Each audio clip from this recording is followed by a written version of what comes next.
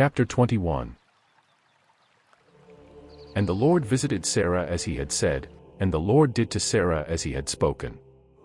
And Sarah conceived and bore Abraham a son in his old age, at the set time which God had spoken to him.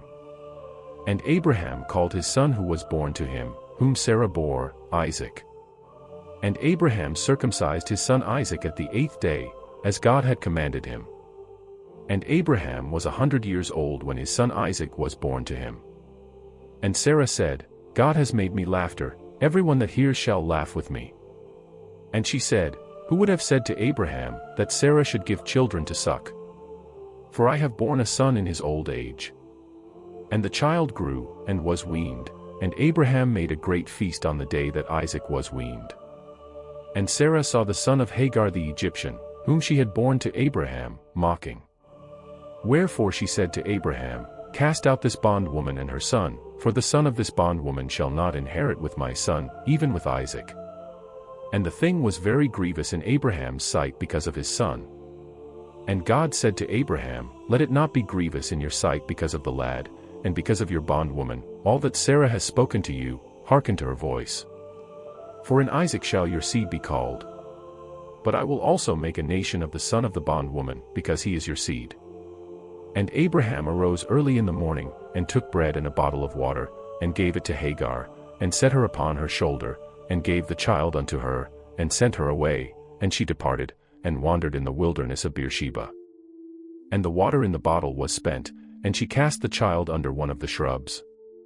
And she went, and sat down over against him a good way off, about a bowshot, for she said, Let me not see the death of the child. And she sat over against him, and lifted up her voice, and wept. And God heard the voice of the lad, and the angel of God called to Hagar out of heaven, and said to her, What ails you, Hagar? Fear not, for God has heard the voice of the lad where he is.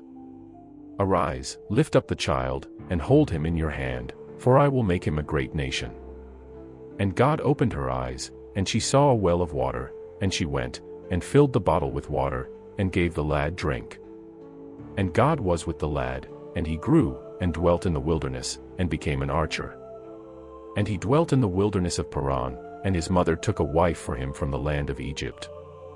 And it came to pass at that time, that Abimelech and Phicol, the captain of his host, spoke to Abraham, saying, God is with you in all that you do. Now, therefore, swear to me here by God, that you will not deal falsely with me, nor with my children, nor with my children's children, but according to the kindness which I have done to you, you shall do to me, and to the land wherein you have sojourned. And Abraham said, I will swear. And Abraham reproved Abimelech concerning a well of water, which Abimelech's servants had violently taken away. And Abimelech said, I know not who has done this thing, neither did you tell me, neither have I heard of it, save today. And Abraham took sheep and oxen, and gave them to Abimelech, and the two made a covenant. And Abraham set 7 ewe lambs of the flock by themselves. And Abimelech said to Abraham, What mean these 7 ewe lambs which you have set by themselves? And he said, 7 ewe lambs shall you take of my hand, that it may be a witness to me, that I have dug this well. Wherefore he called that place Beersheba, for there the two made a covenant. And they both made a covenant at Beersheba, and Abimelech arose, and Phicol the captain of his host, and they returned into the land of the Philistines. And Abraham planted a grove in Beersheba, and called thereon the name of the Lord, the everlasting God. And Abraham sojourned in the land of the Philistines many days.